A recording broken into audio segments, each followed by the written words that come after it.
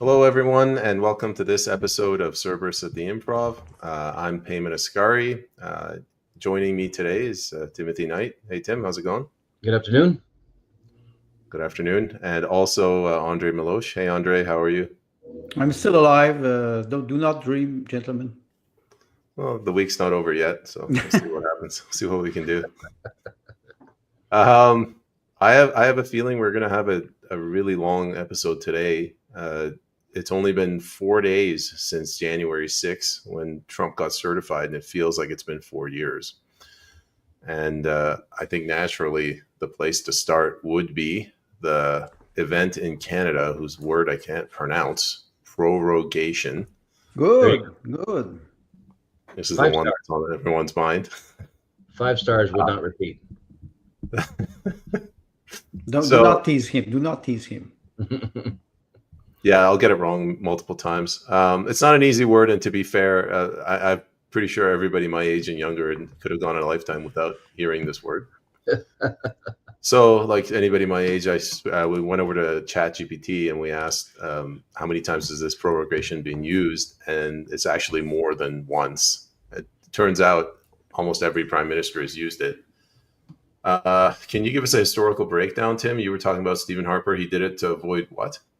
Yeah, you did scroll down there. You'll notice that even Stephen Harper used prorogation to avoid a non-confidence vote, right? So the using prorogation for your own party's benefit to prevent an action against you or to gain an advantage in the House of Commons, that's not the intent of that action. It's not the intent of that action, but it is what it's being used for, right? So what's the purpose of prorogation? I never actually read this thing. Prorogation puts a pause on all activities in the House of Commons. And a large number of bills that are active at that time in process are actually completely terminated, removed off the table entirely. And it would take a vote of approval of everybody after they come back to session to bring those acts back into play, to continue the debate, or even to start fresh. However, there are some bills, for example, bills started or posed by the Senate. Those bills do not need everybody in the House to approve to bring those back into play again.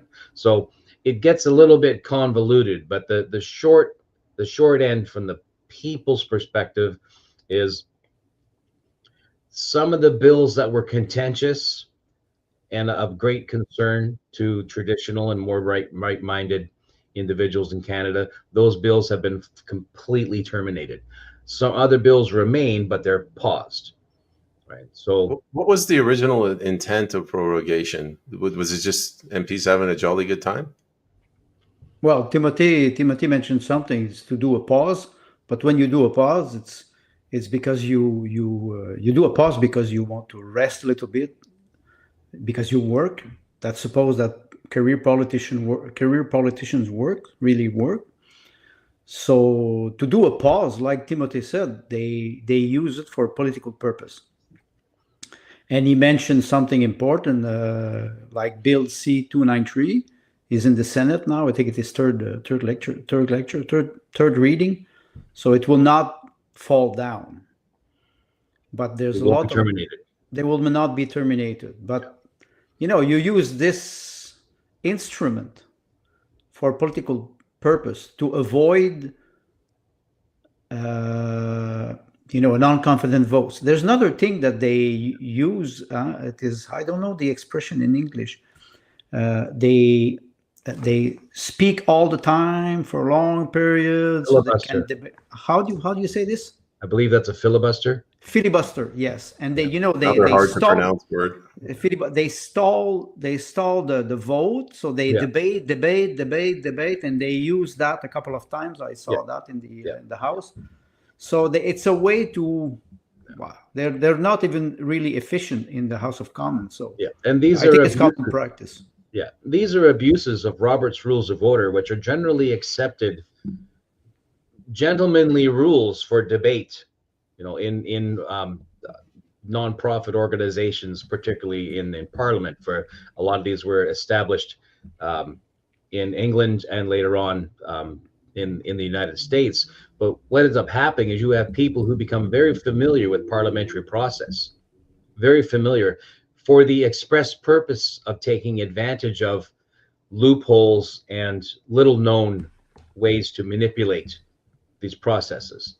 Filibuster is a means of taking advantage of the lengths of time with which somebody is permitted to speak on a subject. And so they take advantage of that and they twist it and they push the House of Commons, for example, or it happens in the States quite a lot. So they push that room into a loop where you can never procedurally get out of it unless the opposition has enough numbers to catch it. Well, I have a question about this. When you talk about filibustering or prorogation, it's an instrument of the House. Yeah. And when they use it, my question would be, how come it is the Prime Minister who's prorogating the government, and if it is not the President of the House of Commons? Is it a prerogative of the Prime Minister? So the Prime Minister petitioned the Governor General, and the Governor General agreed. Okay, so did the Governor General is the Prime Minister's paid woman? Yes, but did she agree on that? I didn't see. I suppose yes.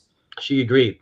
So this is why when you look at the House of Commons rules, you had the page with the prorogation, and also with prorogation and dissolution, because both of these are under the jurisdiction of the Governor General.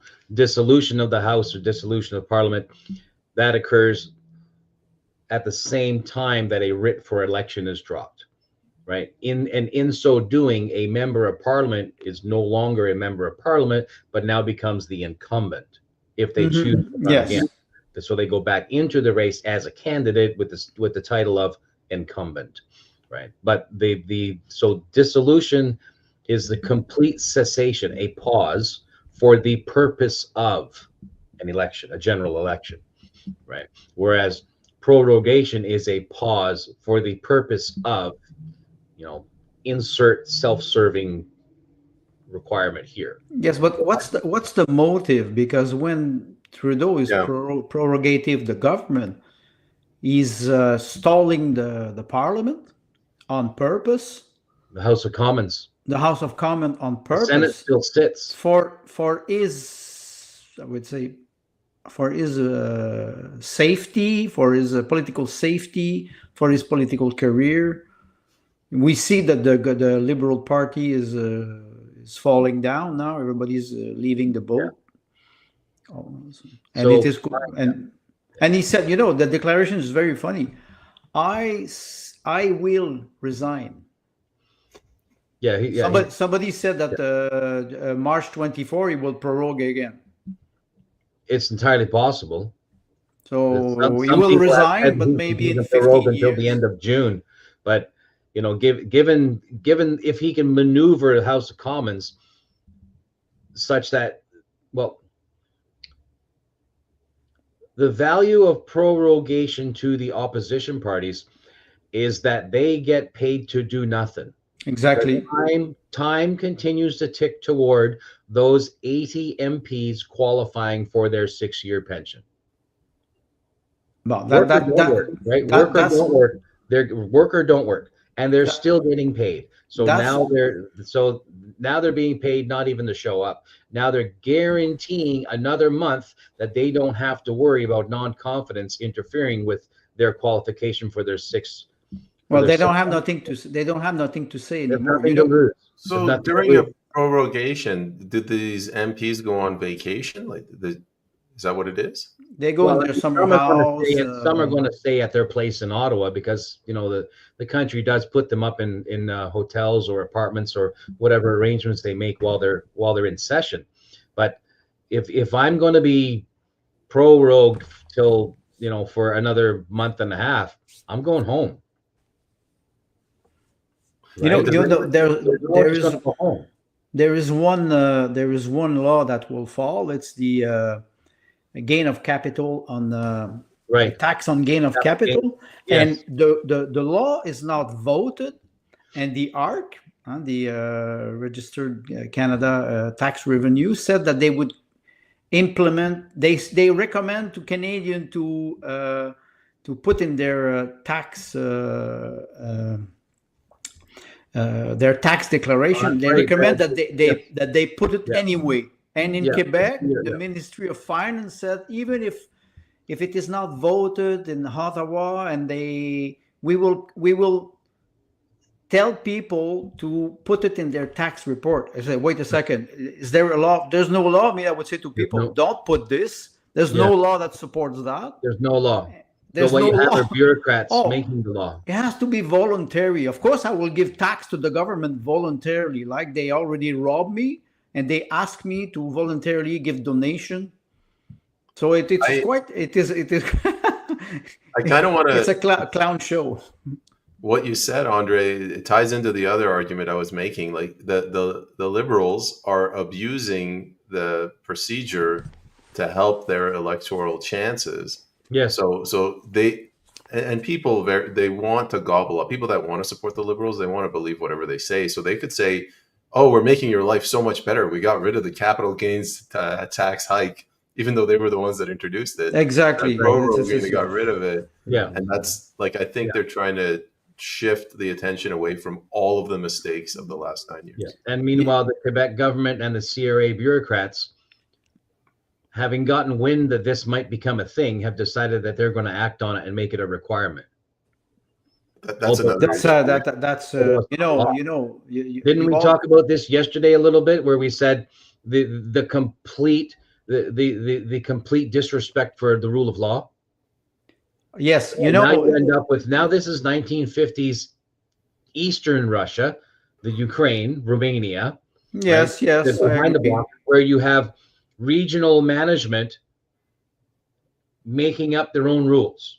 I'm sorry, now 2025 is still like this in Russia, so don't. Right? Yeah. So they make up their own rules, and the people have zero recourse. No, they have no recourse at all. Yeah. And so welcome to Canada, or whatever. Well, that's the state of that's the state of bureaucracy. Yeah. Now. So then there's a book out that talks about the administrative state. I haven't read the book yet, but apparently I'm supposed to. But now we have Canada. What we have is actually a bureaucratic state, because the bulk of what happens in Canada is laws are interpreted by the bureaucratic layer. Well, bureaucrat, they're policy. High bureaucrat, they're not elected. Right. They are selected. Yeah. And they stay there with a very high salary and high pension. And when you replace the government, they stay in place. They are there to implement the laws or to manage them. And the system is very well built. They will not undermine their own power. We have no recourses over bureaucracy except complaining. We have no recourse over bureaucracy except a government that is willing to clean house. That's it. It has to come from the top. It has to be top down. And if the person, the government or the political party will, have electoral promise, and they will not fulfill it when they will arrive in power, because they will say, "Oh, the state of the finance or the organization does not permit us to fulfill our promises." It's always the same thing. Yeah, but like, to get to that state, you need somebody like a Canadian Melee, the chainsaw guy. Exactly. Yes. To get the support of the voters behind them, because you can't. Pierre Poilievre's not going to do this. If you read Machiavelli, when he was advising Lawrence of Médicis, he was saying, if you seize the power, if you have the power, do your reform, your hard reform now, and people will forget after 2-3 years. And you have to be hard, even if you punish people. You have to do it, because if you don't do it, they will take you down. Yeah. And Poilievre will not do that. I suppose the bureaucracy is too well entangled. It's very difficult to, and you will lose. First of all, I don't understand Poilievre. He will have a super majority. He could do that. He will not do it. And why he will not do it? Because he's a globalist. Yeah, he won't do it because they want their bloodless coup. That's it. A We want their bloodless coup. bloodless coup. We have a layer of bureaucrats who are actually citizens. They're suffering, some of them, exactly the same way. You saw bureaucrats suffering you? And the middle class, exactly. They're suffering exactly the same way. And yet here they are implementing these ridiculous interpretations and doing it for 20, 30 years. And they're satisfied to do this. Well, Timothy. This is the voter base. Have you ever talked to these bureaucrats? Like, try talking to an accountant, which I call a bureaucrat. Accounting wouldn't exist without government. Try talking to them and saying we should simplify the tax code so that you don't have to exist. They'll freak out. Well, first of all, we mentioned this a few weeks ago where we said that who in their right mind is going to vote for anyone who wants to empty their wallet? No, right? I understand it. Now I vote for our paycheck. Timothy, I understand that somebody who's making $250,000 a year in the bureaucracy today, and it's becoming more and more common. In Quebec, you cannot imagine the salary they pay now, the bonus they pay. Whether you perform or not, you have a bonus. It's not a bonus for performance; it's a bonus for, I would say, compliance. Right. So of course they will not go against that. You will go against a $250,000 salary with full pension. Yeah, as long as you stay on track. You stay on track. You don't criticize the hierarchy. So you. Yeah. And to me, this is going to be the wrong word. This is a spiritual problem. It's not the right word.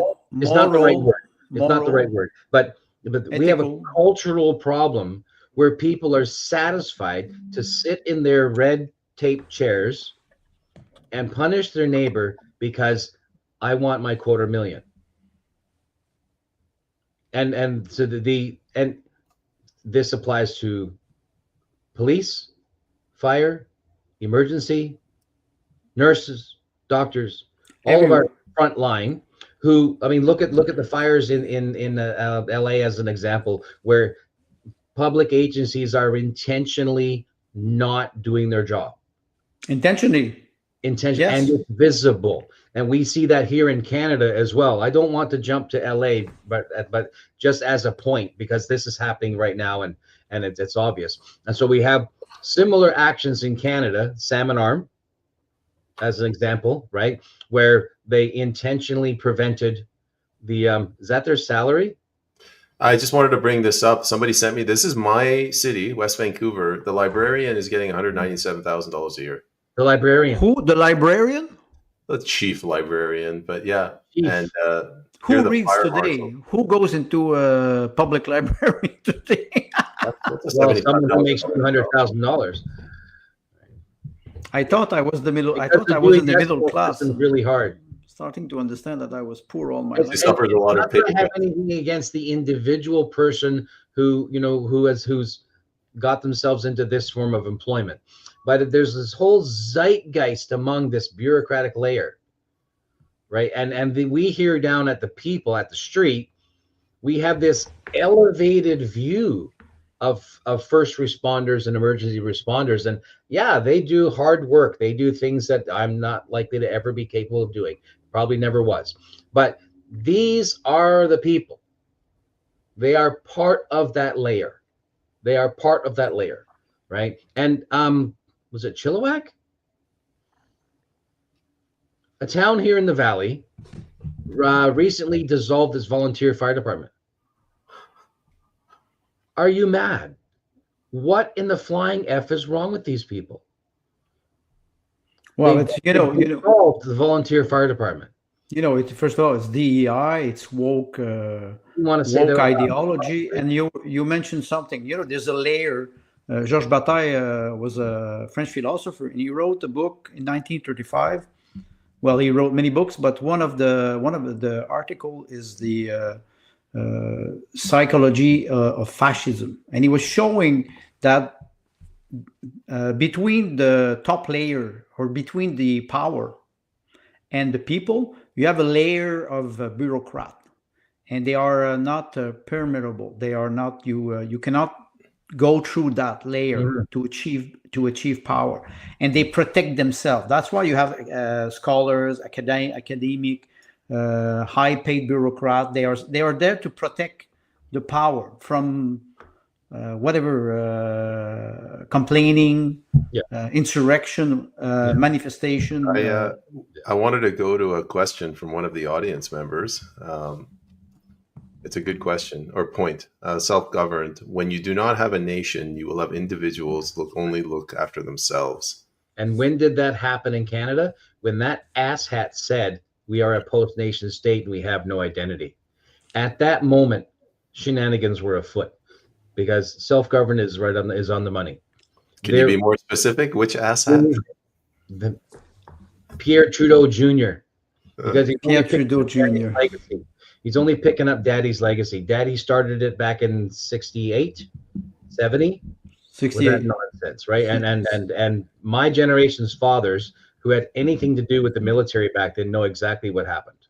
And his son is like George Bush Jr. I take my daddy's legacy and make a bigger mess. Right. So it is that moment is when the opposition parties should have opposed and should have taken the fight into the public realm, rather than making their games and their little toy bluffs of this maneuver or that maneuver in the House of Parliament. We're going to petition. We're going to no confidence. We're going to take it out into the street and ask the people, are you Canadian or not? I want to be a little bit more realistic, Andre. I'll give you a moment to respond, but is it really fair to say that the Conservative Party, the opposition, should have pushed back when Trudeau had just nationalized the media? Like, they were just outgunned. It's in the word, opposition party. I know, but like they got completely routed. Like I don't think they were prepared for this war. Like they don't have the tools. Well, you mentioned if we go with this comment, you do not have a nation. Yesterday, when we were preparing this panel, we were talking about democracy, and we were talking about what is democracy in a society where people are renting. They are not owners. You don't have a nation if you don't defend your sovereignty and your land. First of all, the federal government should defend the border and defend the sovereignty of the nation, I would say the natural resources and its people. People are not natural resources. That's the first thing. So when you have a country made out of tenants, Germany has 65, practically 70% of the people in Germany, they don't own a house. You can imagine this if we go in a society where people don't own a house anymore. You don't live in a democracy. First of all, you're a tenant. When something is breaking in your flat, what do? You call the landlord. You're not responsible for nothing. So the comment is very good.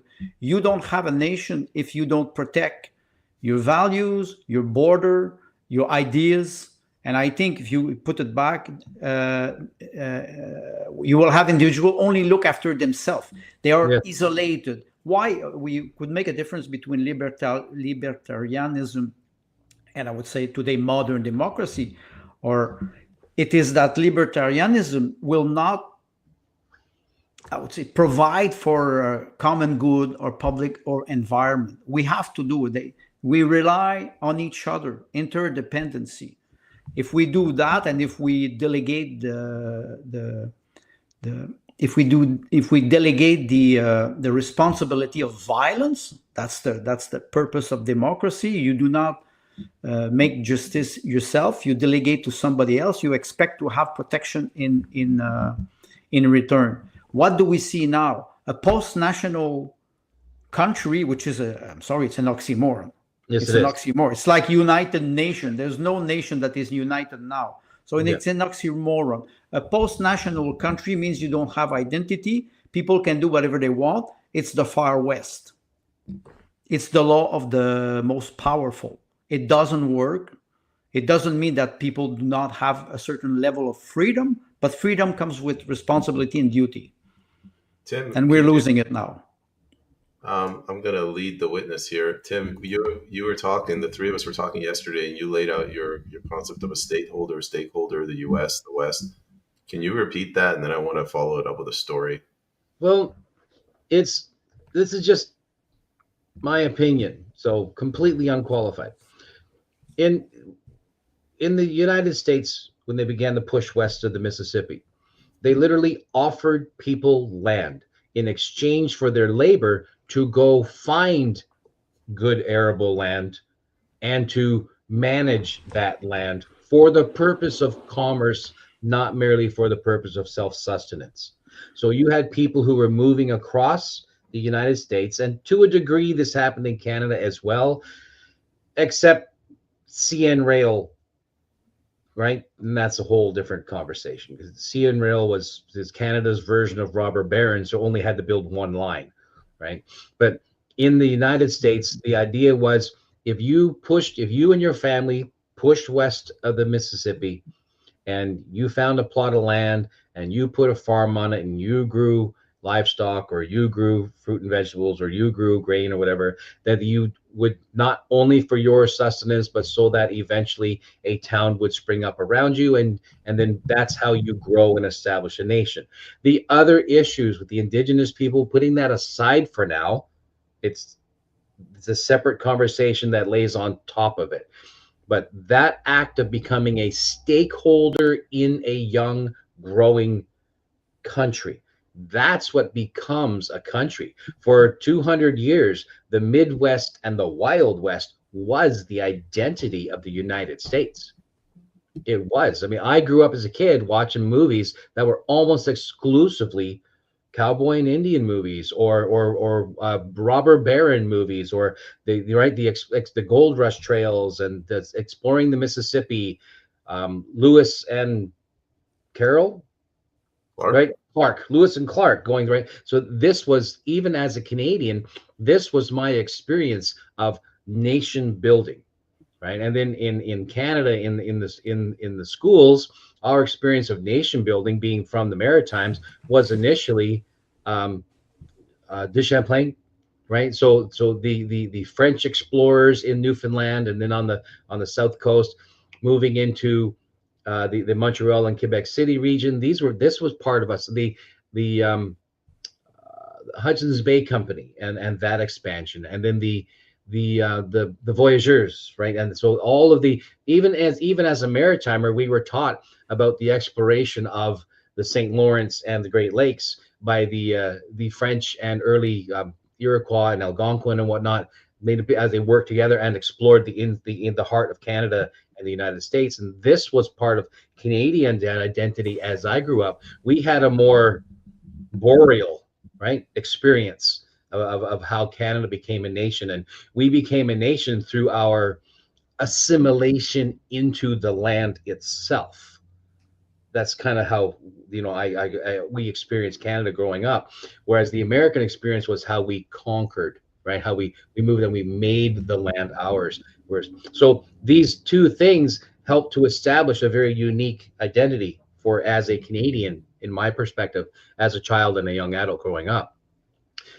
Owning property, having physically taken part in producing something that assisted the town, my family, and the larger region itself, that was nation building. So you mentioned stakeholders. What was the other word I was? State, right? Stakeholder is like having an invested interest in a corporation, for example, or a country.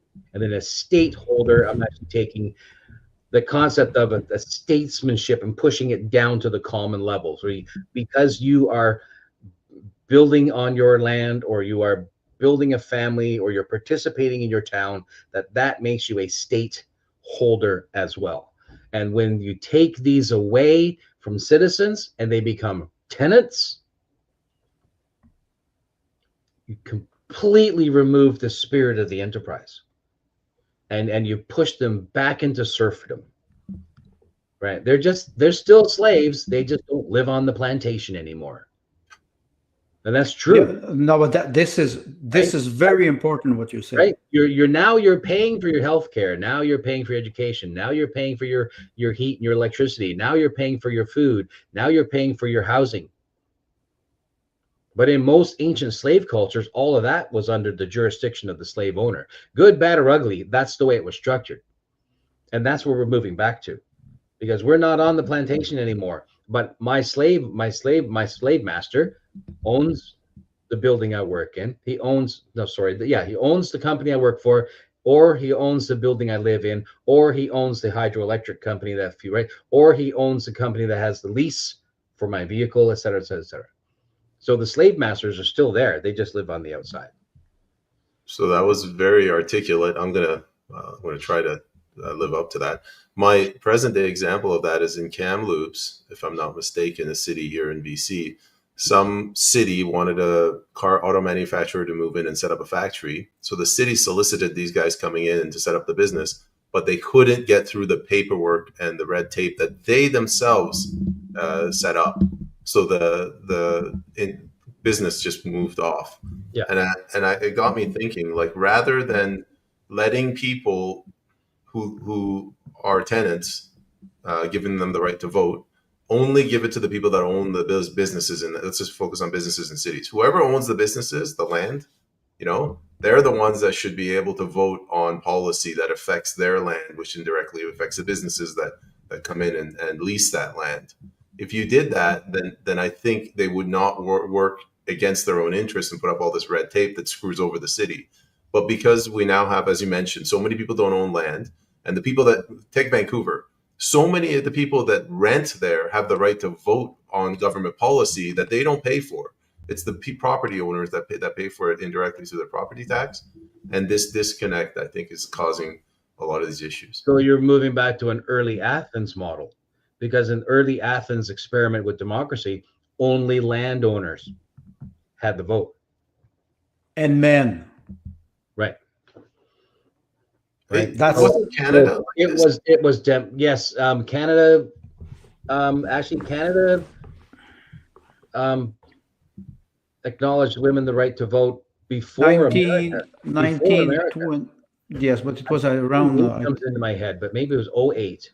But yeah, so Canada did that even before the United States. But once upon a time, if you were a landowner and you were able to do that successfully, you had proven your qualification to understand the issues and as they pertain to your nation and your region, because you had a physically heavy financial investment. And oftentimes these were family lines. So you go further back into history, back to the Napoleonic Wars even, where the generals, lieutenants, captains, etc., they didn't go to war because they wanted to. They did, but they also went to war because they were culturally required to, because they were sons of dukes and barons, etc. So family lines and what now I forget the word. The noble lines of Europe, for example. And this still exists in some other countries that are not as advanced as we are, where the noble lines, their sons earned the right to inherit that land on the blood that they shed on fields of battle. And that doesn't exist today. You can refer to two books. First of all, the Pyotr Tolstoy. And Tolstoy was an aristocrat, a nobleman, and he started to talk about freeing his serf. And many of them refused to have their freedom because they were well treated. And he infuriated his, I would say, noble colleague, if you can call it like this. I'm sorry for the word. No. And he was going against the political movement at the time of the Tsar. When you look at this, you can fast forward to 1967 with Guy Debord, who was a French intellectual. He wrote The Society of Spectacle, Society of the Show. And he was saying that people changed their serfdom condition and they became employees, exactly what you were talking about. And he was pushing this and showing that self-responsibility will make you a slave because you have to pay for everything. There's no common good anymore. It's It's everyone for themselves.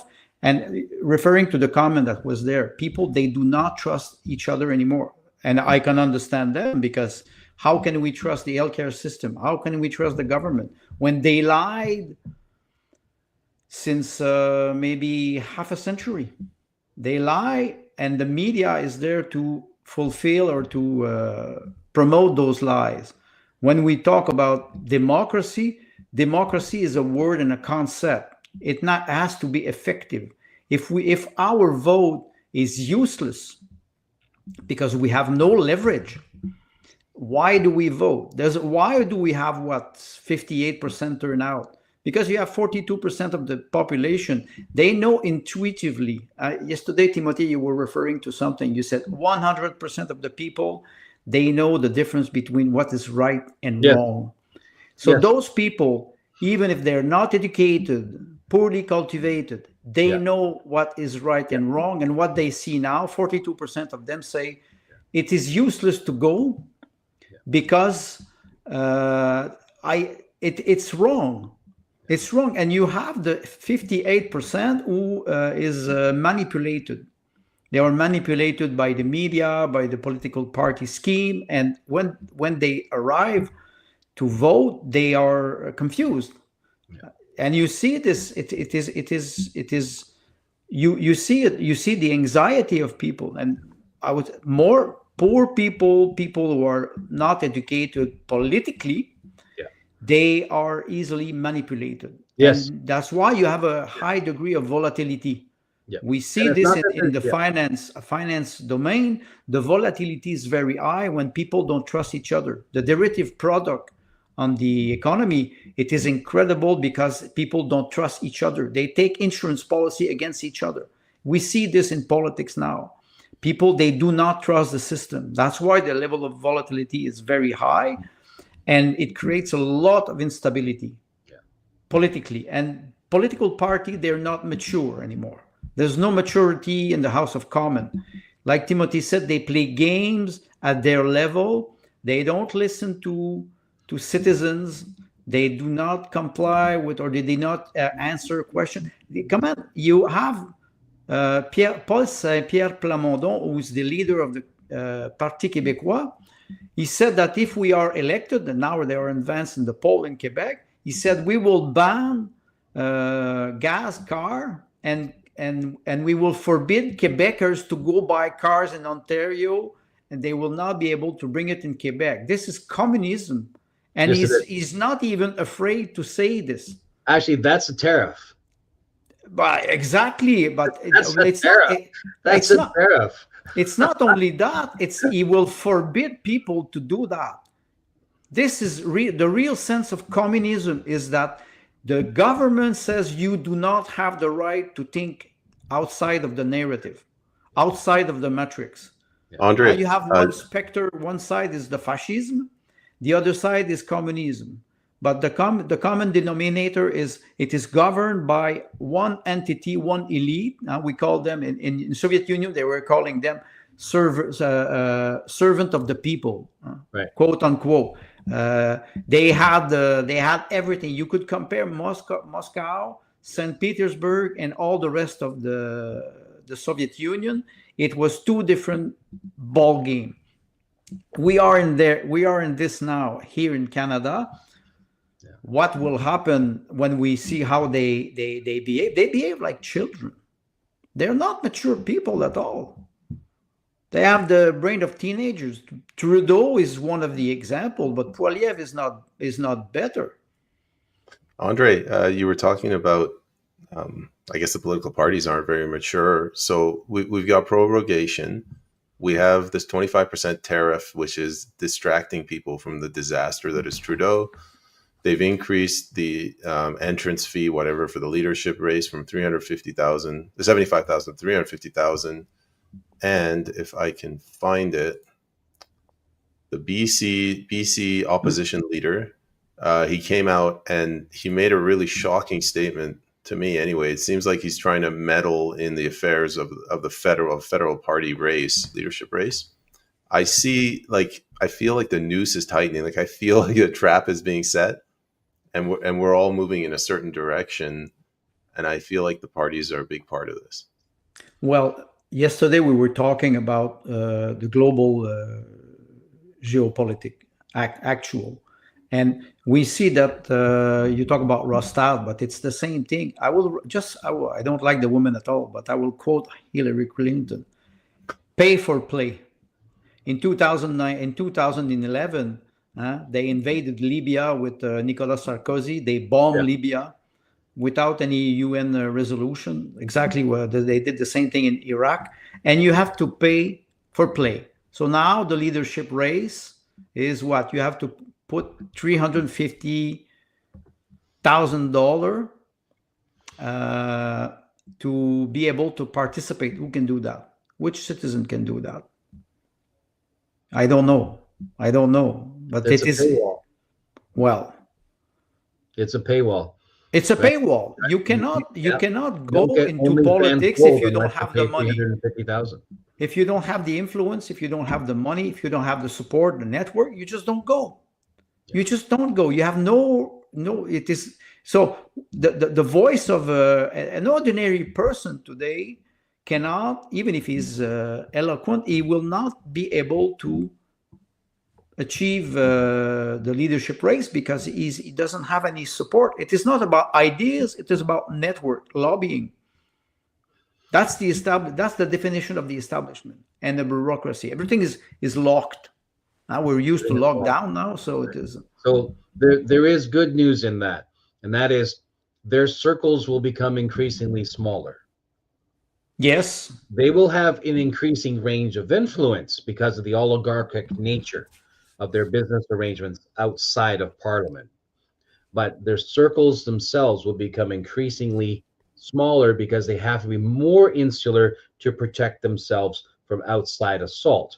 The 350,000 is an example of putting up a paywall to prevent your Elon Musks, right? Those types from interfering in joining their club, their private club. There is good news to this, and that is as they become smaller and smaller and smaller, a grassroots movement that can educate themselves, can participate in their local communities, and then moving up through the ranks, that creates a generation that simply overwhelms the old guard.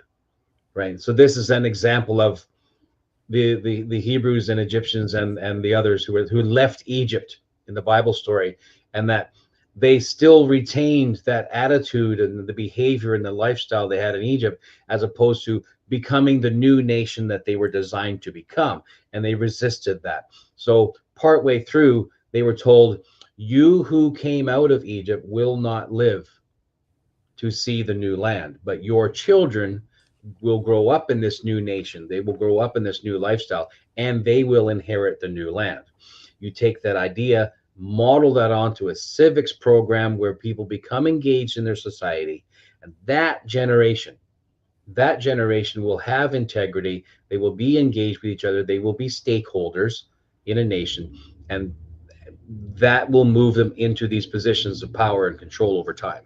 It won't happen overnight, but that is the only way. This is the most likely way that this will happen, accepting an international conflagration that utterly destroys the entire globalist system, resulting in immediate tribalism. Well, so you said something. Controlled in more hopeful manner, or we can have an international conflagration destroying globalism, because if we lose our shipping lanes, if we lose our airlines, then who's moving what where? Nobody. Tribalism will come back. Well, the globalism is already dead, because you can see what is happening in the Red Sea with the Houthis. The U.S. Navy cannot defend their tankers. They're attacked all the time. Globalization as we know it since 50 years, since the Reagan era, is finished. So then they're grasping at straws with these WHO and UN actions, WEF. They're grasping at straws. Well, because if I can't move a container safely overseas, how am I supposed to break the country break the continent, break the world into regions that produce and regions that consume.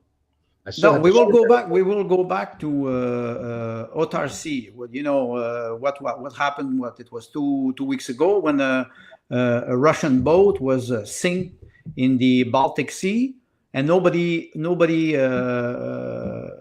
went to rescue the crew. And now the NATO is patrolling in the Baltic Sea to prohibit Russian tankers. And 2 years ago when they were pushing sanctions, they were saying, okay, Russia will not be able to export its oil because they don't have insurance company. What did Russia do? They created their Russian company and they insured their own tankers. They said to the West, go fuck yourself. We will do it ourselves. No, I mean this. And when we talk about what is happening geopolitically on the global scale, we see tendencies. You mentioned neo-feudalism, or we go back to feudal or serfdom. Yeah. We see that we have to choose our allies. What Canada will choose? The best ally that we have. We can like United States or not, but they're 10 times bigger than us. So they will eat us if we do not comply, or I would say more diplomatically, or if we do not collaborate. Right. Collaboration would mean a strong nation, a strong Canadian nation, united from coast to coast and with a common goal, develop natural resources, respect communities, and then we can have a very powerful economical progress. And then we could say to the United States, yes, we are great allies, but we want to keep our history and we want to keep our tradition. Will you respect that? Yeah. And that would be the message that I would tell Donald Trump. If you want make America great again, you want what? You know what? The Rust Belt, you remember 1920, yes. 1930, the Rust Belt. Now you go to Detroit, it is completely destroyed. If Trump wants to rebuild the industry in the United States, he has to permit to Canada or his allies to rebuild it the same way. Yeah. My feeling, and I wrote I read an article about this. No, but I read that article about this. Mm-hmm. Has to put a quarter in the square. Sorry, yes, okay, I will do it. I will do $1. I still have 3. No, the show is not finished. Why I say this? It's because the global map is starting to shift, and we don't know yet how it will end up. The new allies in diplomacy. You do not have friends. You have interest. Yes. You have collaborators. Yes. You have countries that will support you. Look at Russia and Turkey. When the Turkey shot down the Su-34 Russian plane, it almost created a diplomatic incident. And then after that, there was a coup against Erdogan. And who saved the ass of Erdogan? Okay, another 25 cents. It was Russia. So they have interest, common interest. We see it everywhere with Iran, where it is quite fascinating in Syria now with Israel and Turkey. So what Trump is doing is suggesting to buy Greenland. Okay, they have $35,000 billion of debt, federal debt. They want to buy with what money? The Federal Reserve is completely bankrupt. Right. They will say, we will buy it. Like, okay, show me the money first, and you will pay me in gold. So they're going to use Canada as collateral. Oh, that's what he's using his vassal. He's using his vassal, right. And if we are intelligent, we have to stand. I'm sorry, I will say it. It is Maxime Bernier saying strong and free. Strong and free, you say you stand up and you say you will treat me like an equal, and we will have a better alliance. But it's not what he's doing now. Trump is always he's nice, but if you don't do like he says, he start to threat people. That's the type of what New York businessman. I don't want to deal with this man like this. It's not mature. Trump is not a mature man. Even if he's 79, he's not a mature man. This is not the Trump of 2016 though. Like I remember when he was threatening, to withdraw from NATO if the EU didn't pay their 2%, the members. Yes, that's not what I see here. This is far more offensive when they're turning around one of their strongest allies and they're saying we're just going to annex you. But it's not very different from European Union now. Thierry Breton was ex-commissioner in the European Union. Said he said we canceled the election in Romania and we will do it again. And we want to ban X. Elon Musk is toxic. Oh, okay. Who are you to talk like that? Tim, I just wanted to preface that. What I'm trying to say is I don't like the direction that geopolitics is going in, where they're so brazenly threatening people, like that $25 million bounty on an elected official, Maduro. Yeah. Maduro, yes. I haven't seen this. I haven't seen this in my lifetime. Well, I was talking about the Far West. Who will respect the global, what they were calling the global or the international laws? Based on international order based on rule. Yeah. Rules, they don't exist anymore. Yeah. This reward, this has happened twice before in recent memory. I'm going to forget his name now, so I can use the nickname Pineapple Face. Panama. Who? Pineapple Face. Panama. This is under Reagan?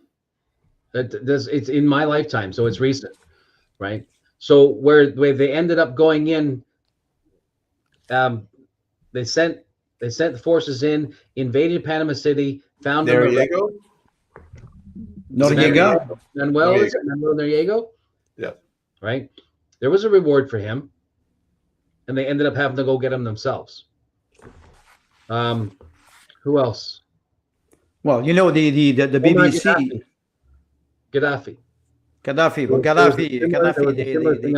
too. Gaddafi, Saddam Hussein. You say it's this is the BBC. They had the stupid deck of cards nonsense. Right? No, but look, we're after the king, we're after the queen. Look, we got the jack. Right? These are all they're all hits. Every card represented a hit. It's the BBC. Go back to the panel. It's the BBC. Go back to the U.S. announces. I would just change that. I would say CIA announces. No, be serious. The BBC. Who really read the BBC of Keith Starmer now? Who really does read that? They go and tomorrow I say, okay, I will put. I'm a billionaire and I will put a wanted. Sign or a wanted hat on the head of Trump. 25 million. Yeah. Well, nobody's to say he doesn't get shot in inauguration. No, Netanyahu now he has an arrest warrant from the United Nations. He has one now. Nobody's talking about this. Benjamin Netanyahu has an arrest warrant.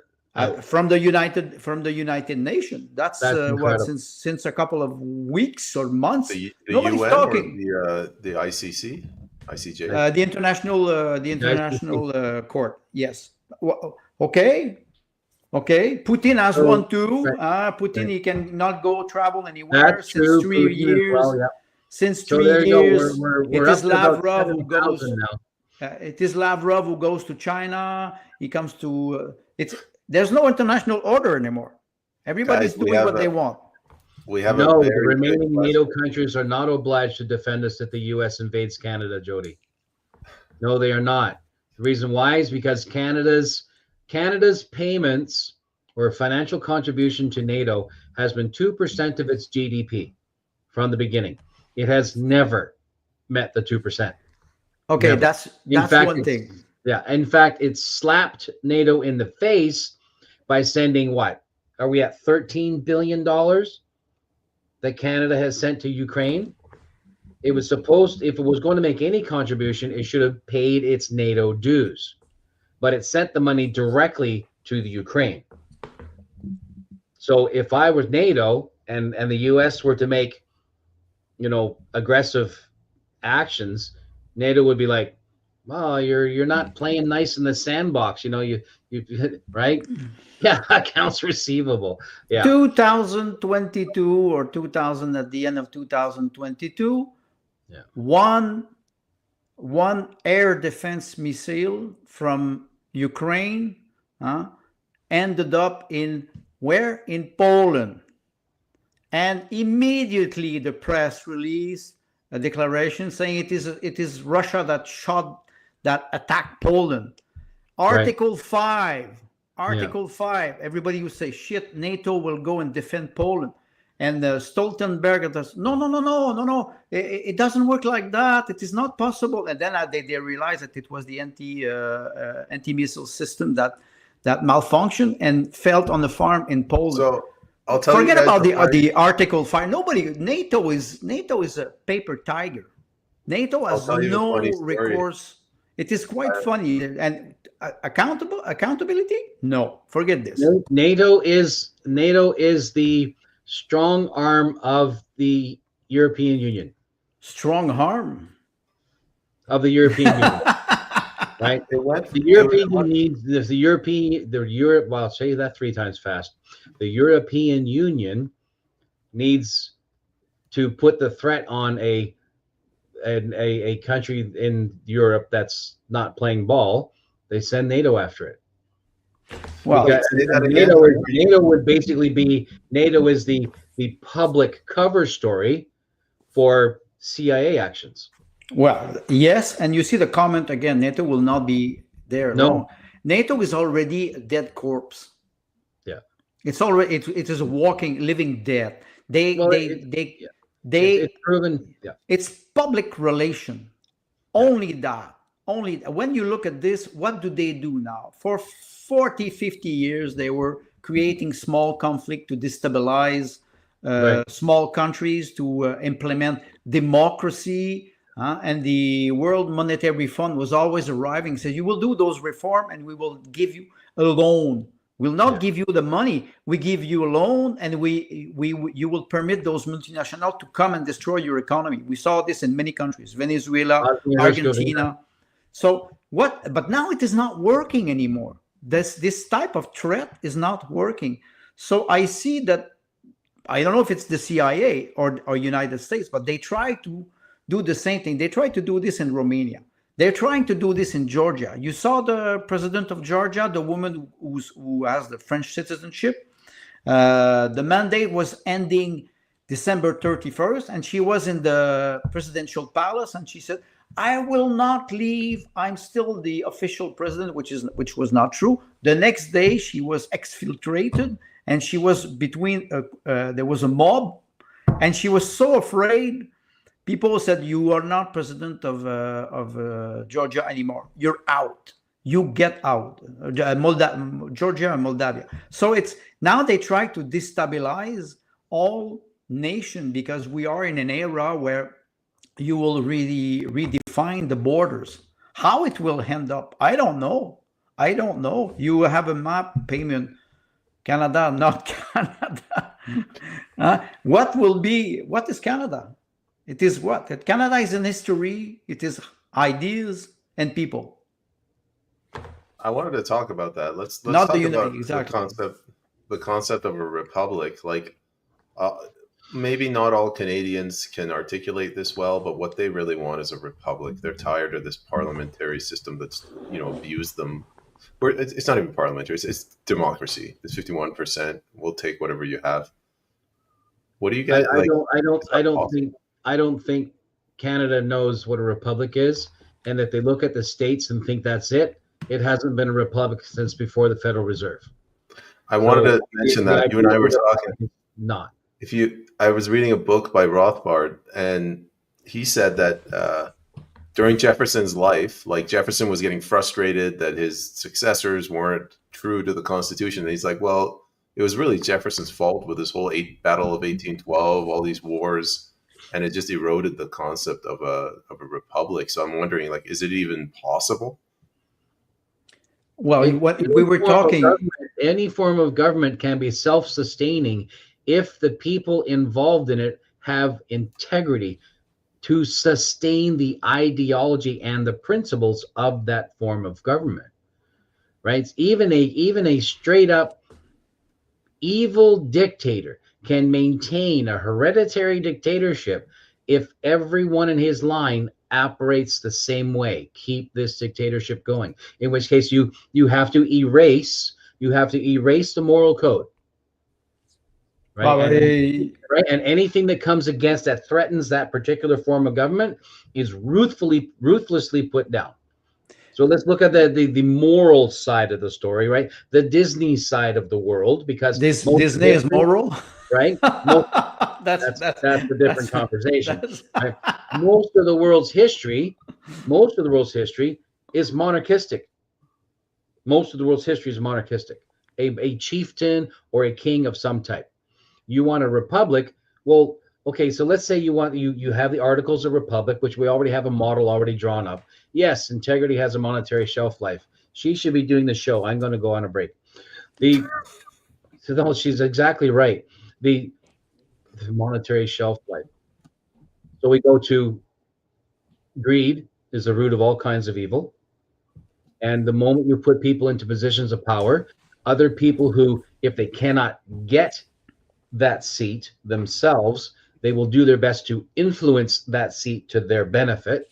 That's how lobbies are able to do what the damage that they do today.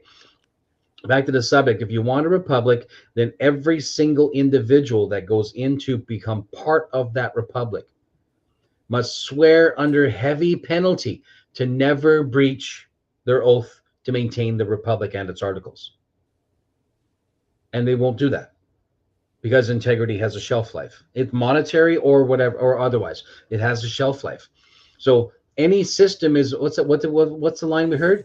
What have you given us? I think it was said to Benjamin, a woman said, what have you given us? He said, a republic if you can keep it. The answer is no, you can't keep it. So every generation has to fight to renew that. And if the morale, the mores, and the focus and the goals of every generation is slightly different from the generation before, then it's going to be a different model.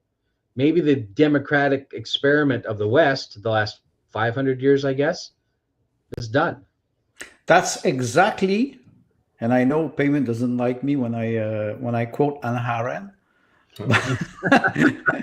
because he said one day, stop him, and we went, no, but she wrote that, exactly what you said, Timothy. She wrote that in Human Condition, and comparing the French Revolution, the Russian Revolution, I would call it a putsch, and the American Revolution. And she was saying exactly what you're saying. Every generation has to reinvent and restructure or reshuffle the card of what we would say a republic to reinstate integrity and morale. Yeah. And if you do not do that, your system will decay slowly into corruption. We have to do that. Maybe we have an opportunity now. Corruption is inevitable. Yes. Freedom is never free. This is interesting. Eternal vigilance. We always have to watch ourselves. Of course, we can rest when we have a good system, but we cannot rest forever. We have to challenge each other. We have to go and debate, disagree with ideas. If we do not do that, we decay slowly. And the next generation has to be educated. Yes. Politically educated. Yes. What are the common denominator or the characteristic of a republic, of a democracy, of an oligarchy, of a monarchy? We were referring yesterday to the monarchy. The king was inheriting his power from God, and the people were his subject. Tsarism in Russia, the idea of Tsarism is the children are the children of the Tsar. So the Tsar can punish, I would say, punish the authority, not the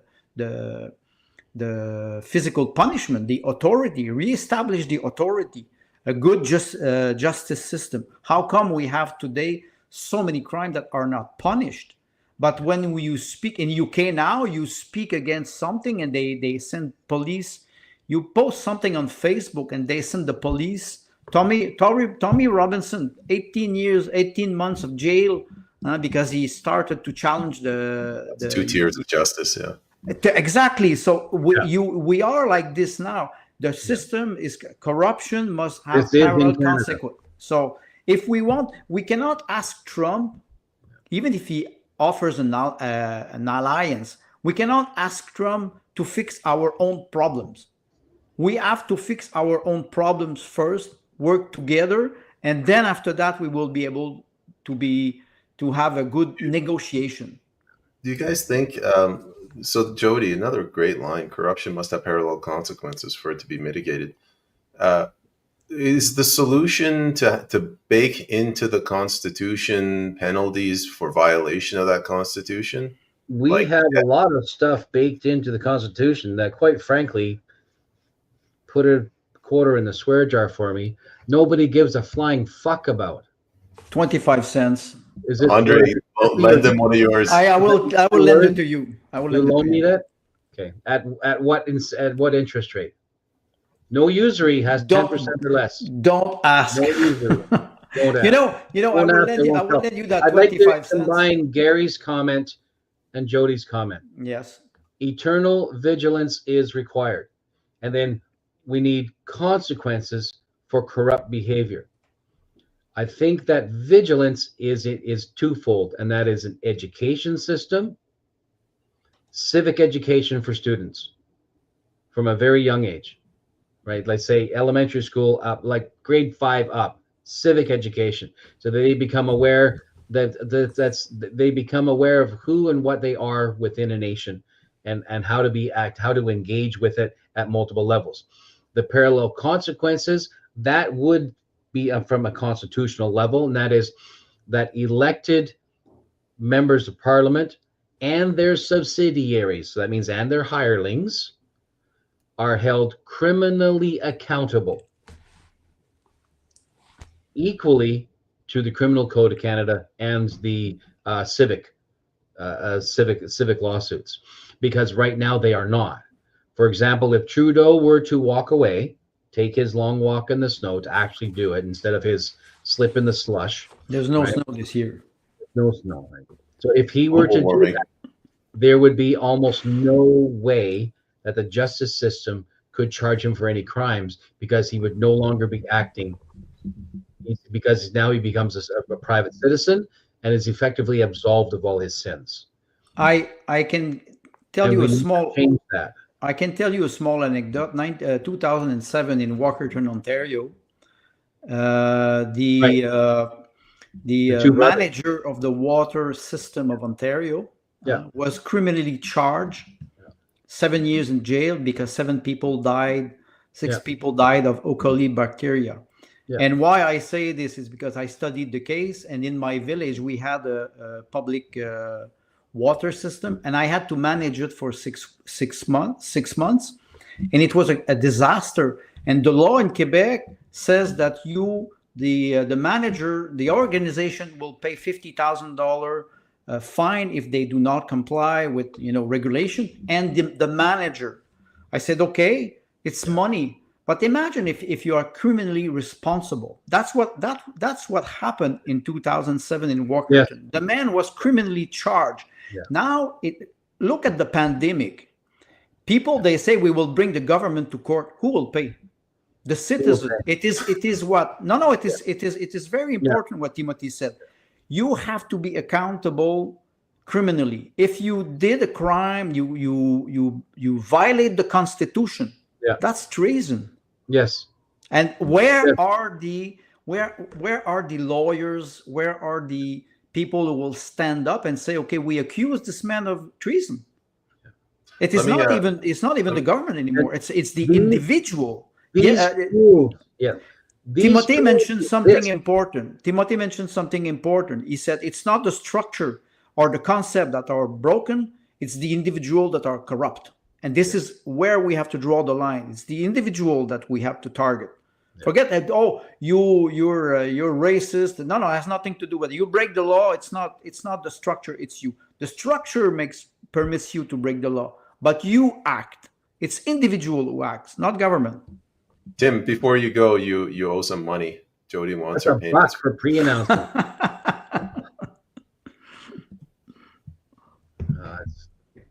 I have no snappy comeback for that. If you pay her, she'll write one for you. Or she'll write one for me. So,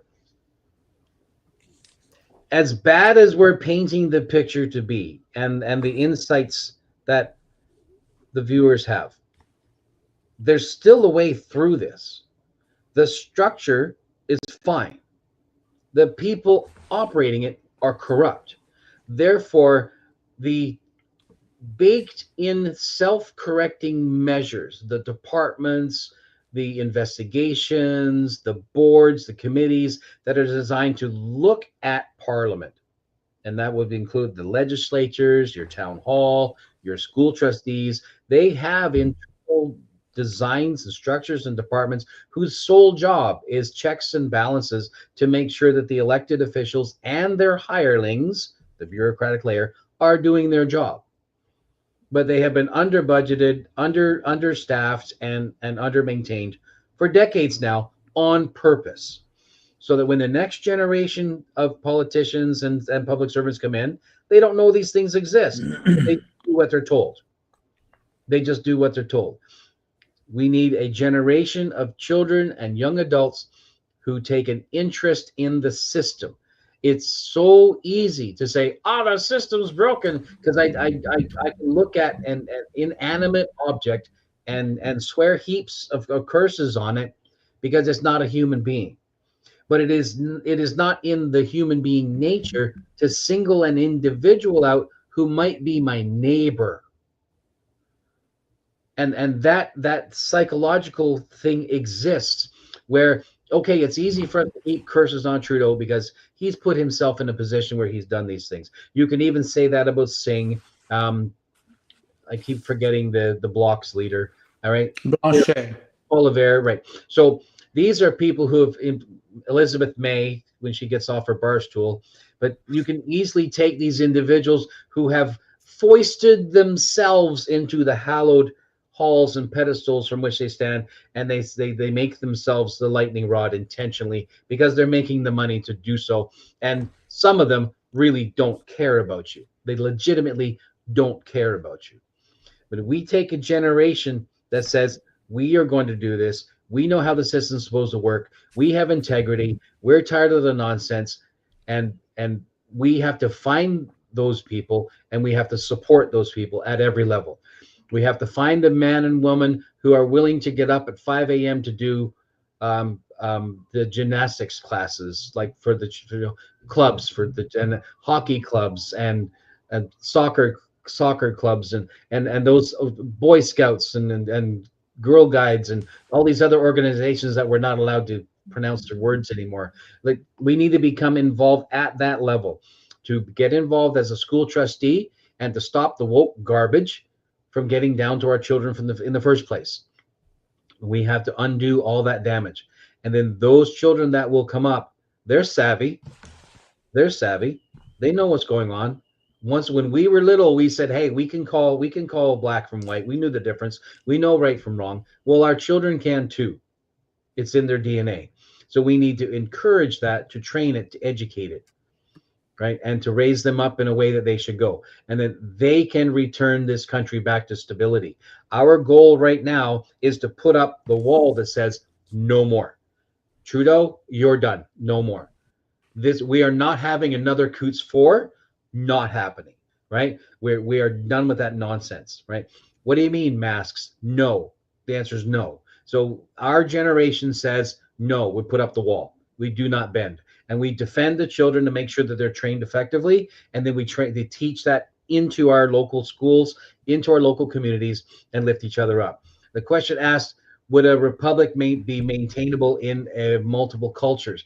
Multiple cultures, not multiculture. Multiple cultures, yes, because a republic or an effective constitution doesn't care what color you are. They don't care about Ukrainian Christmas. They don't care about Kwanzaa. They don't care about Samhain. They don't care, because it says this is the law, this is the code by which all of us will live. The Canadian Constitution does this already. You got morons like Trudeau and idiots like Paul Revere who support these actions by allowing them to open up documents and laws that were never meant to be manipulated or twisted to meet the ends that they want right now. Whether the opening statement of the Constitution of Canada is part of the Constitution, and yet they intentionally, all of them choose to ignore it. And we as the voter, we as citizens, the adult, more mature citizens, have to say, we're done with that. We're done. We're done. We will train up our children, and we will educate them, and we will participate in our local community, and then you SOBs will die off. And your toys will be left behind, just so you know. And the question of self-govern, what happens you try to create a nation with multiple culture, multiculturalism of Trudeau father, the fact that we are in this now, and the fact that we have people who are voting without even knowing, without even being educated. They arrive in this, many immigrants, they arrive here in the system. They don't understand the system. I have friends from immigration. After 25 years, they're in Canada. They don't understand the system. And I would immigrate to another country. It would take me 25 years to understand their political system. How can we structure a nation, the concept of a nation with border, with tradition, with history, in a multicultural environment? This can become ghettos if we are not careful. If we undermine or we attack each other instead of trying to put ourselves in another position. I would say, for example, the immigration from India, they arrive here with another mentality, total mentality. I will not judge that. I will just observe. I can disagree with their behavior. I can try to understand, and I would say try to put myself in the position of those people. I don't say it is easy, but when the immigrants, they arrive, they have to do the same thing. Are we able to do this, to create a real nation? I don't know. With multiculturalism, we welcomed a lot of people who arrive with different ideas, different behaviors, different beliefs. How do we reconcile this? It is not easy. And I think the question that he's asking, will a republic be maintained? Only through a long period of education, awareness of people. Like Timothy said, eternal vigilance. Exactly. And I think we will not see this. I think we will have to prepare exactly what he said. You will create or you will work on something that you will not see the results. Yes. Sagrada Familia in Spain took 300 years to build. The builders at the time, and you can see the evolution of the architecture in Sagrada Familia in Barcelona. They did not. They knew that they would not see the final results, but they were dedicated to build the structure. I think we have to think like that. Instead of trying to prove that we're right and they're wrong, we have to try to express ourselves in a more diplomatic manner. Diplomacy today does not exist. People, they look at that at a higher level. They threat each other. It is not normal to see in a high level of diplomacy, you have people who are vulgar and incompetent and they cannot support each other's. I was reading an article about Bashar al-Assad and Recep Tayyip Erdogan. They ate each other. Literally. Bashar al-Assad refused to meet Erdogan. Okay, I hate Trudeau. Honestly. But if I was a high diplomat, I would have to step on my ego and shake his hand. I'm not sure, but anyway, you understand the point. We have to stop antagonizing other people. Then I don't say it is easy. It starts with primary education. Something Jody is saying here, and I'm going to put this question out. This concept of morality, like you can't have a republic without a moral people. Yeah. The United States was founded in the 1770s, 1776. They were all Christian. This civics course, is the Bible supposed to be that civics course? Like it doesn't have to be. But I mean, like the concept of parents. Still, I mean, the West is still effectively, the entire tree of life, the British model, is effectively designed on the Ten Commandments. Right, so that's the core. That's the core. The moral core is, and of that, in a secular perspective, the second 5 of the Ten Commandments, because the first 5 refer to your relationship with God, even though the parents are tied into that, because when you're little, your parents are God. So the scripture understands that relationship. The second 5 are your relationship with each other. So your 2 primary branches of civics, right? And one is your relationship to your protectors, right? Your God or your family, or right, your relationship with your protectors and providers. And 2 is your relationship with your neighbor, the people beside you. So you don't have to have a Judeo-Christian or an overtly Christian education system. You have a system that recognizes you need to have a certain degree of respect, and there are certain expectations from your providers and protectors. And there's a certain degree of respect and a certain degree of expectation for you to give to and receive from your neighbor. Maybe I didn't explain it well. Yeah, I see where you're going. So it's not, not like burning bush and the no, it doesn't have to be. There's a really high percentage of the right is Christian. So their only view is through a Christian lens. But that's not the only available thing, especially because you say we're in Babylon, but you insist on a Christian view. I don't agree with that. It's just that the going through the motions of parents instilling morality in their children, yes, instead of having the state come in and instill that morality, is kind of yes, absolutely, and that's a more libertarian approach, isn't it? Right. Well, libertarian, right? I raise my family within the boundaries of an agreed upon lifestyle or code of ethics. Right? All of us living on the farm, all of us animals on the farm, agree not to gouge each other. Well, that's Animal Farm from Orwell. Some animals are more equal than others. Some animals are more equal than others. Jody, she's writing completion of a civil education, civil course. Yes, must be required for seeking Canadian citizenship. And you referred to moral. The code has to be shared by everybody. Yes. And now, in a multicultural environment, it cannot be shared. Correct. It cannot be shared because we have many different interpretations. Yes. If we do not agree, that's why I would say a multicultural system does not work. It will only create ghettos. And what happened? You look at the Balkan, how we have all those small countries fighting. You have Orthodox, you have Catholic, you have Muslim countries, and they are very proud of their borders. What happened with Serbia? You remember 1999 when they bombed Belgrade. They want to break those barriers, and we always see okay, you're Catholic, you stay in your and I respect you, but don't come here and Protestant. Oh, I'm Jew, I'm Muslim.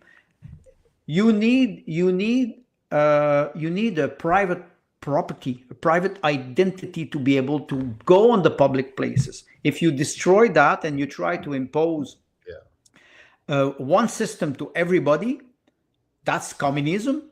It will not work. You will create chaos everywhere. And I think, yes, she's right, Jody, about civic education, starting from primary school. Yes. Not sexual education at 5. Right. It's in the United States. In some state, they said mathematics was racist. This is we are in a psychiatric hospital now. We have to get out of that. How do we do it? We have to be mature. Yeah. And my wife, she says always, people should not run for office unless they are impotent. Do you understood? Unless they're impotent. yeah. Not. It means that you cannot be corrupted. It means, the joke is simple. It means that, like we were talking, you have you succeed in business. You're wealthy enough, and I don't say millionaire, but I say you're wealthy enough and independent enough to not be corrupted. You have to be mature enough. 25 years old, nobody's mature. I'm sorry, it doesn't work like that. It takes 40, 45, middle-age crisis. We always went there. I think Peyman, you will arrive soon. Prepare yourself. But that's the idea. When you pass through that, you start to have a little bit more wisdom. Some people take more time, and then the accountability. Those are very easy characteristics that we could write, and we could say, you want to run for office. Are you ready for that? I don't say necessarily passing a test, but people, they have to ask themselves, am I ready to represent people? That it takes time, it takes devotion to do it. And some people, they will never be able to do that because they are absolutely pass the test.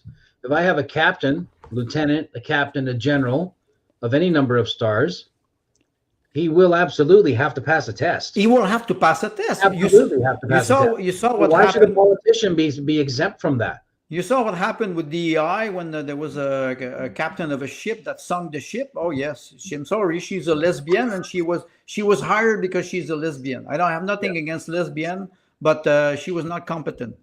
It was DEI. She sunk the ship. How did she sink it? She ran into a dike. Well, that's why I say accountability and competence. We have to bring back those values. In the BNA Act,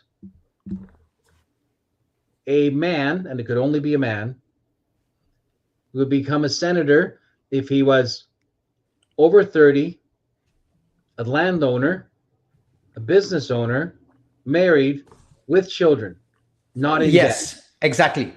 What was the last one? Not in debt. Not in debt. There you go. So that he's already passed 6 tests. And the test that is very important. Let's say you have children. You know what it is to get up at 2:00 in the morning to nurture the baby. And then if one of your citizens in your writing calls you at 2:00 in the morning because you have a problem, you don't pass the responsibility to somebody else. Right. You are elected for that. Yeah. You are elected. That's why we say sometimes it's difficult. Politicians, they go back to their private life because they are tired. Some of them are very dedicated, but it's not the majority. The majority, right. I think today, they are product of the system, and the majority get a job at UNESCO afterwards. Yes, but you understand, they are created by the system and we tell them, okay, it's okay. You have a system. They will help you. Are you accountable? And if you are the member of parliament in your writing, you are responsible. We pay you for that. You're responsible. If somebody makes a mistake under your authority, right. You are responsible. Yes. We don't see this now. Now they're spreading the responsibility to all the assistants, and they try to avoid accountability. Can we do a thought experiment? We were talking about multiculturalism. It doesn't work because you need to have like one culture with the shared values, the civics. What are those values? And give me an example of is it property rights? We don't want jackets from Germany coming over and saying, ultimately, the values are tribal. Even the United States, it's 50 tribes. They're United States of America. Like fundamentally, ideologically, they recognize even in their name, right? Canada is the Dominion of Canada. So it's still an extension of the Commonwealth, right? But there is multiple cultures can exist under the same flag if they agree to a single code of ethics, at least in the public sphere. Canada's current multicultural crisis has been exacerbated by two things primarily. One is just opening the doors, and everybody can come in. Everybody can come in, and then paying them and giving them exorbitant front row seating across the entire country. Two, the justice system has absolutely failed to defend the criminal code and to serve the people. Completely failed to do so. So you have, of this unfathomable number of people who've come in, 4 million, 6 million in the last 10 years. It's unconscionable. It's never happened in human history ever, in any nation ever. Has never ever happened before. Completely brand new thing here. So the law does not protect the citizens who exist here, and the government is permitting people to carry third world behavior, third world worldviews, third world lifestyles into Canada without any expectation that they will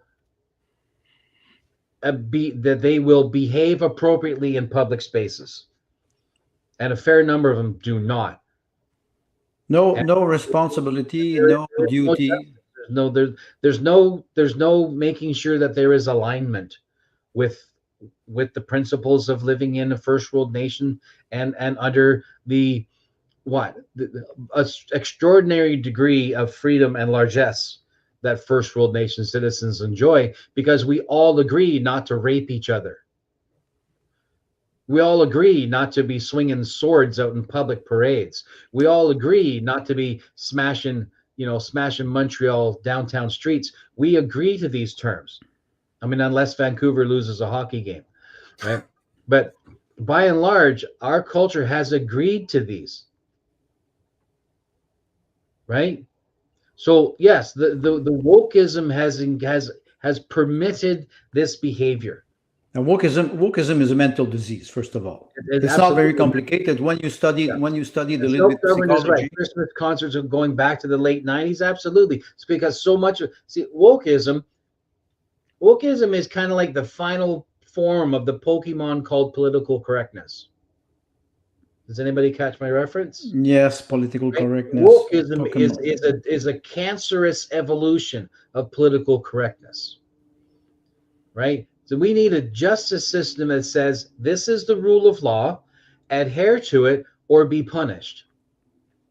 Yes, but you understand what happened with all the members of parliament, or most of them, who do not respect the Constitution of Canada. How can you expect normal or ordinary citizen to act morally when they see immorality at the top of the pyramid? They will not.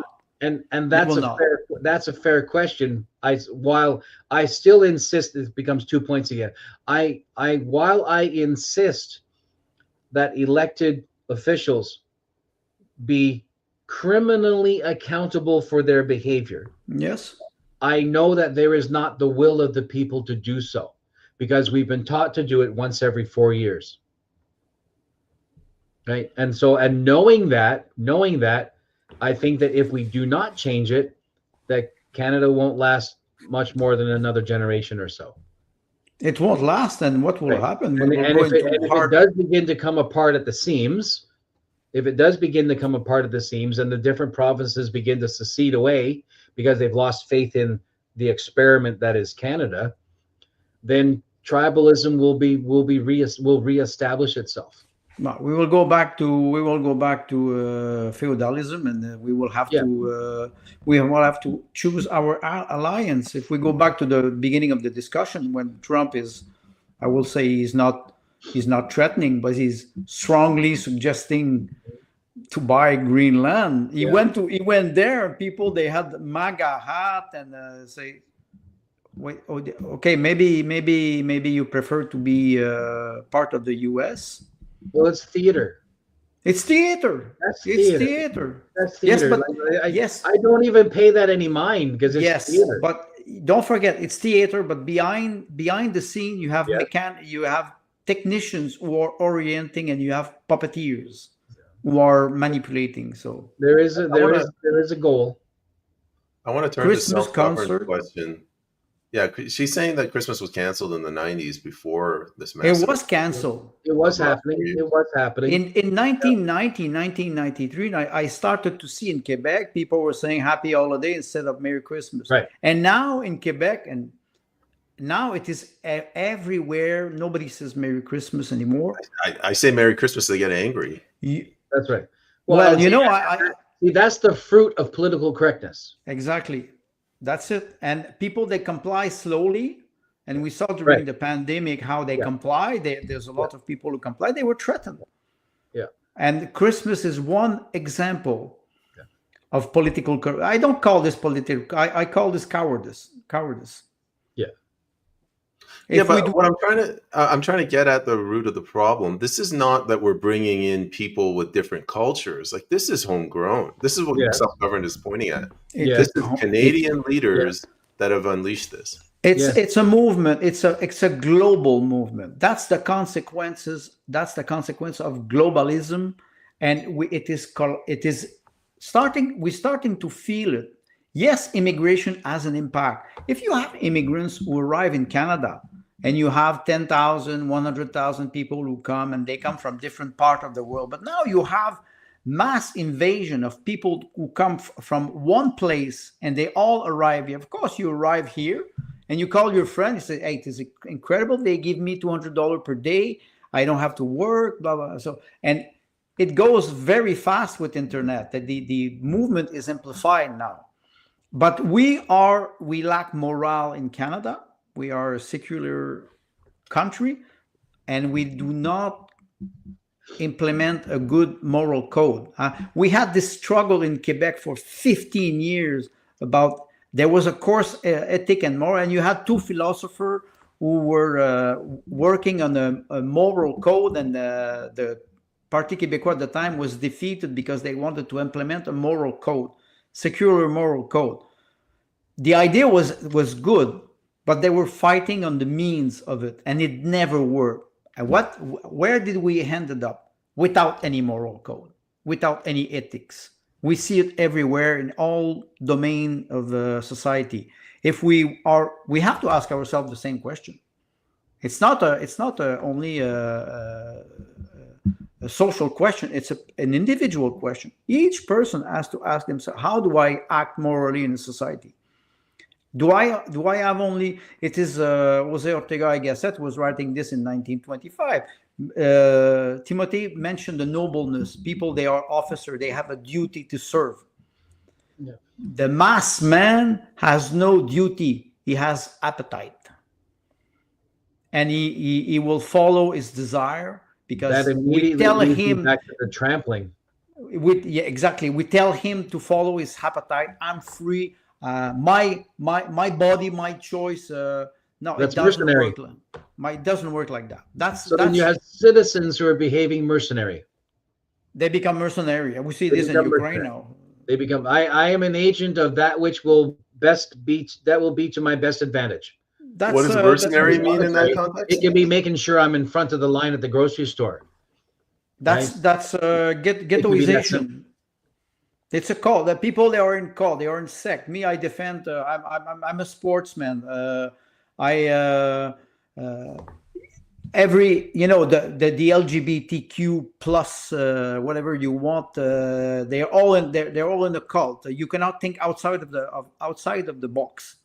As soon as you think differently, you're out.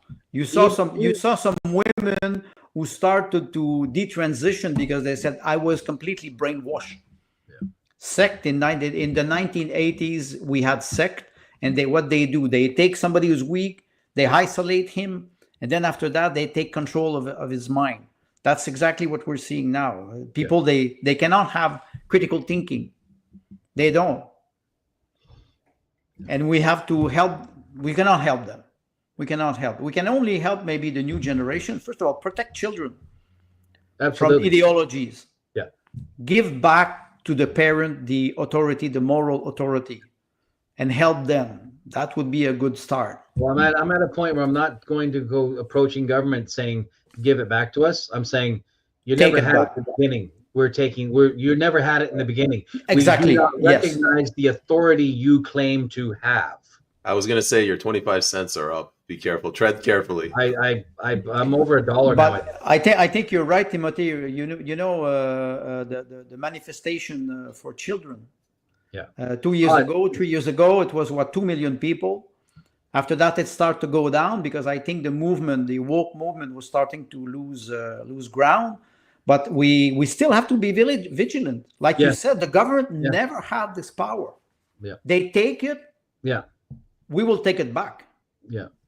Yeah. We have to help parents take it back. We make jokes about how we have to get our marriage license and our driver's license and our fishing license and our business license, and we have that the government has slowly taken things away from us and then sold us back permission to participate in these activities that we used to participate in because they're part of being human. It's a society of privilege. 100 years ago, you didn't need a driving permit. Not a lot of people were having cars, but what Henry Ford, when he realized that he could not, that his own worker could not buy his own car, what did he do? He lowered the price 80% because his employee could. And who needed the driving permit at the time? Like you said, the government slowly takes our freedom one by one, and after that, if you behave well, my little boy, we will give you a little reward. We will give you a privilege. Yeah, we'll give you a social credit. We'll give you a climate change rebate. Exactly. I'd like to point out in Canada, in BC anyway, you need a license to purchase fireworks on Halloween. That's how crazy things are getting here. 50 years ago, when I was 15 years old, I could buy this in a small shop in my village, and you cannot imagine the party we had. We were using boxes of tennis ball, and one of the neighbor of my mother, he was an ex-military, and he showed us how to do a cannon with a beer can. Right. And you take a gas lighter and you put it in, and we were shooting. Demonetized for the things we were doing. And now today you cannot even go out without your mother checking your phone. And could you walk us through the steps of creating that No, improvised? you will not. Yes, I can. No, you will not. Not on internet. In the United States, United States, farmers have to declare how much manure, nitrogen, etc. After the LeVay incident. Yes. The bombing in Oklahoma. The bombing, yes. The Trade Department said that if you're buying X amount of a certain thresholds of components that could be made into an explosive device, you have to declare it. You have to report that purchase to the federal government. Same thing happens in Canada. Nobody talks about it. Yes, and you see, you're right. That the farmer, come on, they use ammoniac, they use nitrate, for farming now. That's right. Or if you buy a little bit more than your quota, you have to declare what. Yeah. So and Peyman, the reason why I bring that up is because that's why there's a fireworks license, because they don't want people buying enough fireworks to make an explosive device. I don't think none of this would be a problem, a reality, if people were spread out, like everyone had their own farm. But we're packing so many people in these urban centers that these little tiny potential issues, they have to get advice. You cannot implement that because people have different goals. And interdependency would mean that I would have to know everything. No, I would if I want to be a farmer, I will be a farmer. But if I rely on somebody, the real question is, do we trust each other? If I trust a farmer locally, I will go and buy his food. I will be very happy to pay a good, fair money. And maybe if I'm an electrician, he will need my work. And that's interdependency. Yes, you can help people be more independent, but they have to choose to be a farmer, engineer. Some people will say, I want to be a plane pilot. I don't like farming, but I do like carrots, and I do like a good steak. Okay, I need some people who will raise cow and beef. That's normal in the society. I think you're right, Peyman. We have this tendency now pushing people into cities, and you make them dependent. The 15-minute city, it is not a fiction. Well, it is a where I was going with reality. that, it's yeah, they're dependent, but it's a voting block, and these bastards, they've damn 25 cents. Another 25 cents. Yeah. They vote on these policies, but they don't just apply to the urban centers. They apply to everyone else. They push the ideology outside, but it doesn't work. There's the commune in communist. Communism. Here we are on one side with a republic or a democracy trying to establish one rule to rule, with one ring to rule them all, using our constitution and a generally acceptable set of standards by which we live. And BC might make some modifications based on its needs, et cetera, et cetera, et cetera. But and then the Marxism says, no, you can't do that. You can't forget the margins. You have to, and what's the word? Intersectionalize it down to the smallest atom of divisibility. But then when they apply a principle, it's communism. It's one rule to rule them all. And the funny thing is that they're setting their rules to favor the margins, and then forcing everybody else to live in a manner that will favor the margin. Right? So it's less than 1% of all Canadians have some form of transsexual, like actual physical transsexual biological condition.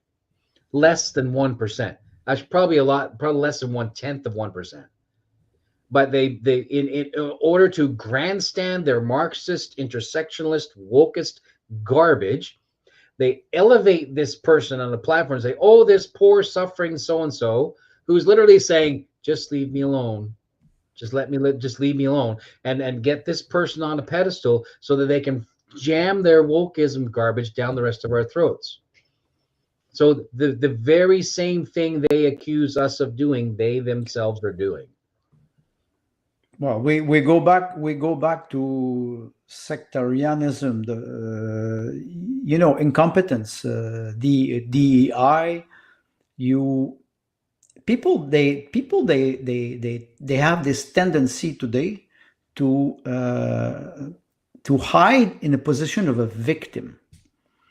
It's of course, if you're 13 years old and you're a boy or a young teenager and you see the amount of propaganda and the amount of aggressivity everywhere, you will have the tendency to fall back, and especially at this age, and you will have interest group who will try to influence you. That's why I would say the first line of defense is the parents. They have a moral responsibility. They have children. For what reason we have children?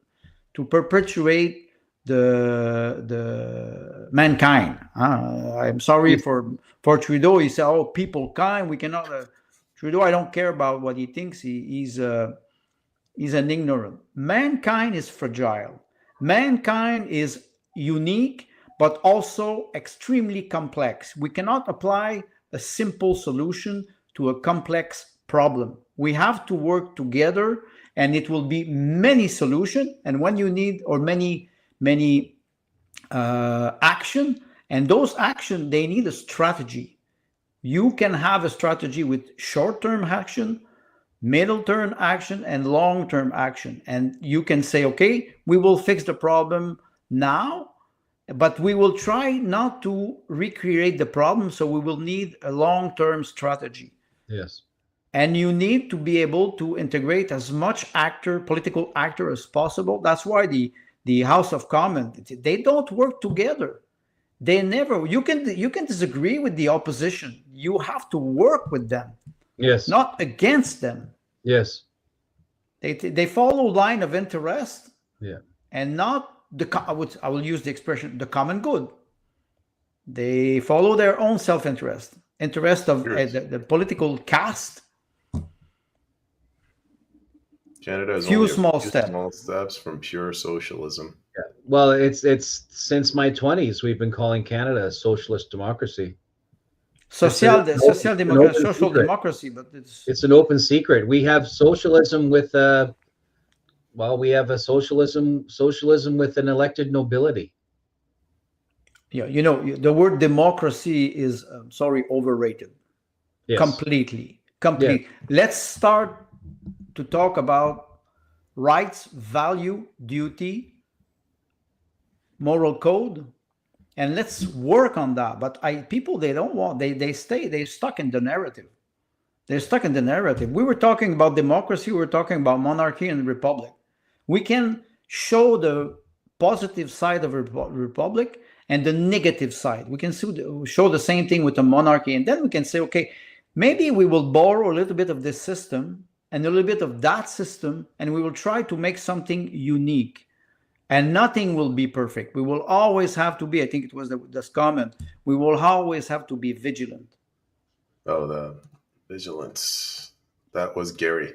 Yes, eternal vigilance is for everybody. Of course, children, they are free until they arrive at teenagers. They're free. The freedom is there. Then they slowly integrate to the society as when they arrive, they become adult.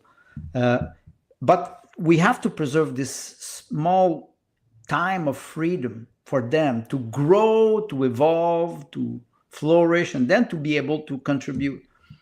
Yes. It starts with the parents. Yeah, I would be satisfied if we were to have a culture in which children could maintain a high degree of innocence and even naivety. Yes. Because there is value in naivety, because naivety believes people are good. Rather than smash them into the world at 12 years old, they realize everything is evil and everything will hurt me if I let it. 12 years old, you're conservative. 4 years old now, they're starting to teach sexual courses. Right. They talk about abortion to a little boy or little girl who's 3 years old. What is that? This is completely nonsense. It is nonsense. This is child violence. It baffles me why more fathers aren't at the schools having a polite conversation with teachers and principals. I'm still in shock too, like you. I don't understand. I think they don't understand. You probably already know the answer, but it's probably the breakup of the family unit. It is. Them taking over, caustic male toxicity, whatever. You're right. So what? We'll just roll all this back. We'll blame no-fault divorce and the pill. I don't know the significance of the pill, but no fault divorce. No. Timothy is right, and you're right, Peyman. The destruction of the traditional family has a huge impact, and people, when they are weakened, they are attacked. Don't forget that we are attacked by advertising all the time. Yeah. We are always attacked by advertising. Yeah. So I want to interject. Yes, he's right. I want to say something to Bradley. I have 3 adult daughters, so I totally understand. I assure you, when they're in their adult years, you won't get nothing by. They'll understand. They'll see. They will have the wisdom. My oldest daughter is due her first child in April. Congratulations. Yep, I'll be a grandfather first time. The reason why I want to mention this to Bradley, because 3 daughters, so we have a very similar experience, is 2-3 years ago, my oldest daughter said, I absolutely refuse to bring a child into this world. Mm-hmm. And now she's married, refused to get married. She said, what's the point? Married to a good man, and he himself is raising his own daughter from his first marriage. And that to me that's unique and also a sign of a good man. So their family now, another little daughter, and they were more centrist politically 5 years ago.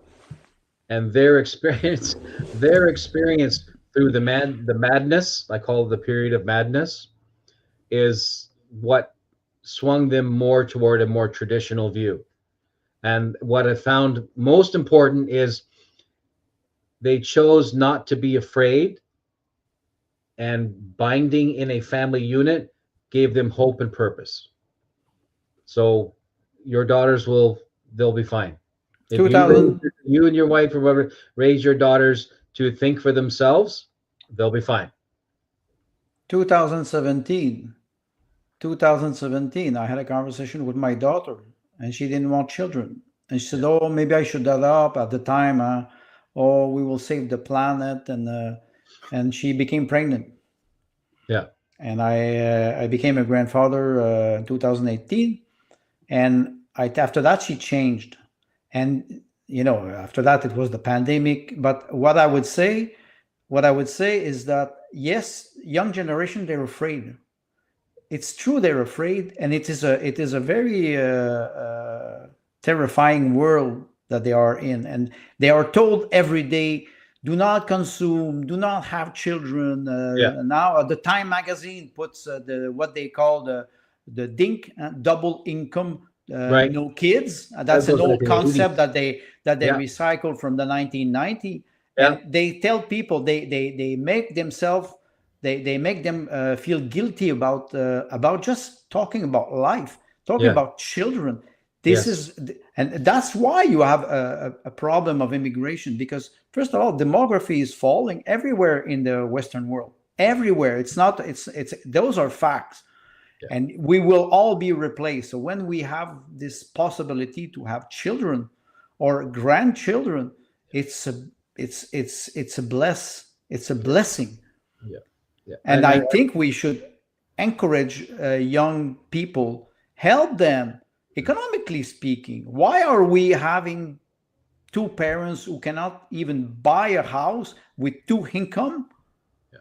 Because the great capital does not value labor anymore. If we value labor and we support people correctly financially, they will naturally have children. Yeah. And pardon me for sounding patriarchal. Little girls flourish in social settings. They are very much relational creatures. So you can get them into as much social settings as possible, particularly those of the type that build personal relationships. That will be a very great benefit to them, especially if it's family related. So little boys, they just want to collect frogs and throw rocks at windows. So, which might not be socially acceptable these days, but I was 9 once. So I think the show has come to the point where we're no longer necessary. Jody is talking to Bradley. Ah, that's good. Bradley is talking to Jody. Yeah. So, we can go take a coffee break, and I think the show will go on.